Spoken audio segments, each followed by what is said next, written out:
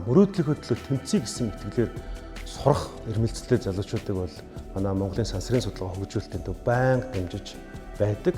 Тэгээд маш олон 10 залуучууд биднээс тодорхойлох захиа авч дэлхийн шилдэг сургуулиудад сурч байгаа.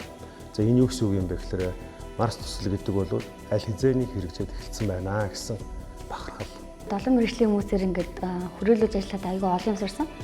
Тэгээд манай төслөөс болохоор олон хүүхдүүд Аризоны сургууль болон Колорадогийн сургууль гэж хамтарч ажилладаг сургууль руу сансрын чиглэлээр суралцахаар явж байгаа. Би бас тэдний нэг нь болохоор суралцахаар бэлдэж байгаа. Саяхан болохоор Колумбийн их сургуульд тэнцсэн. Тэгээд Rising их сургуульд тэнцсэн байна. Тэгээд хоёулд нь болохоор Aerospace Engineer, тэгээд Astronomy буюу одоо орон тэгээд 100% төлөвлөлтөд тэнцсэн. Бас тэр чиглэлээрээс сурна гэж бодож байгаа. Монголын мянган залуучууд дэлхийн хэмжээнд сэтгэх, Марсыг эзэмших олон улсын хүсэл мөрөөдөл, эрдэм шинжилгээний судалгааны ажилд Монгол залуучууд оролцох боломжийг бий болгож байгаа.